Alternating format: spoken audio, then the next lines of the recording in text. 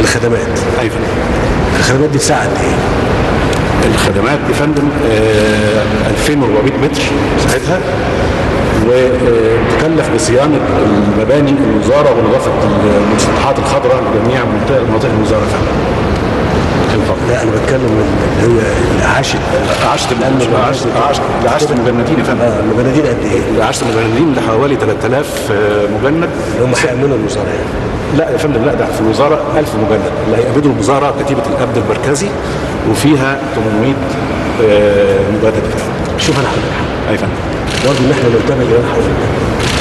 انا لما هكون هامن ب1000 مجند بعد كل اللي انا عملته ده، دي تكلفه ماليه هائله. احنا مش كده، من احنا جايين هنا نخلي العاصمه عشان نستفيد باكاديميه كمكان، باسوار، بتامين، وما تكلفش انا كدوله ان انا احط 1000 مجند هنا. لا يا فندم، ده سيادتك مرحليا ولا مرحليا ولا احنا عندنا النظم الكليه وطلبه الكليه. انا ما بصرفش فلوس على المؤاخذه ان انا اامن ده ب1000.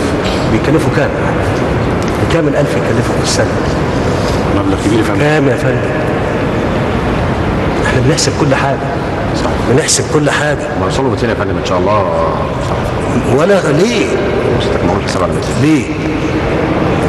ده خفيف حركه بتاع الكليه من 70 80 5 6 مجموعات، كل مجموعه 10، والكاميرات والكلام ده بتشوف اي تهديد نتحرك له. لكن انا احط النهارده اوقف بني ادمين على مدار ال 24 ساعه في المكان ده عشان يعملوا، ده كلام قديم ما بنعملوش خلاص، ويكلفنا ملايين. ال1000 دول لو قلنا المتوسط في السنه للمجند بلبسه باكله بشربه برمايته بعلاجه 1000 جنيه في الشهر، يبقى ب 12000 في 1000 ب 12 مليون جنيه يا فندم. وبس. هنخفض العدد يا فندم؟ لا مش نخفض. حاضر. لا احنا مش هنخفض، احنا يا فندم بنخلي بالنا. واللي بقوله من فضلكم ادرسوه كويس وشوفوه، عشان احنا ما ال 12 مليون دول في 10 ب 120. مرحليا سيادتك هنتعاطف ان شاء الله. انتم مؤمنين جدا. لا هننتقل مرحليا سيادتك، لان المشروع لسه سيادتك احنا بنستلم، فحبينا بس سيادتك يبقى في. انا عندي طلبه الكليه وانا جاي هنا عشان كده، عشان استفيد بوجود قوه بشريه بتاعت الطلبه، وعشان اقلل العمل البشري، عشان ما احطش بقى هنا 1000 و2000. ما الوزاره بقى ايه؟ لا الوزاره بتبقى احنا برضه هنتكلم برضه احنا وصلنا لايه؟ يعني ده كتير جدا. انت النهارده عندك نظم حديثه تقدر تعمل بيها اللي انت عايزه، تخليك تبقى مطلع وشايف، وعندك خفيف حركه. يعني ايه خفيف حركه؟ يعني عناصر بتجيلها في عربيات بيتدربوا وقت ما انذار في خلال ثانيه يتحركوا على المكان اللي فيه الخطر. لكن ما اقدرش اتكلم في الاطفاء، ما اقدرش اتكلم في العناصر رفع الكفاءه والصيانه، ما اقدرش اتكلم فيها. لكن ضمن سياق اللي هي فن الكيان الكبير كله اللي هو الاكاديميه، يعني اخدم على ده وده بس عنصر واحد. عنصر واحد. ارجو ان احنا نراعي الكلام ده. شكرا يا فندم. ده المشاهد. شكرا في الخلف. ايوه.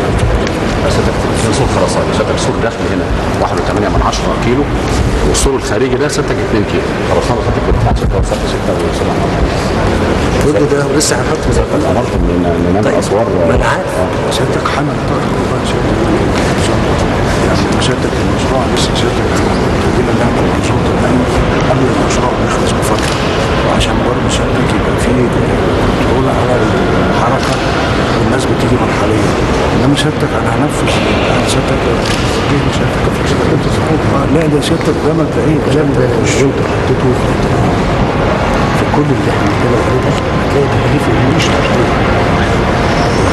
مش عايز اتكلم يعني لو انا حاطط برج هناك كده، البرج ده عايز 4 افراد، ال4 افراد دول عايزين يناموا في مكان تعملوا هنا، عايزين ياكلوا في مكان تعملوا هنا، تجيب اكلهم.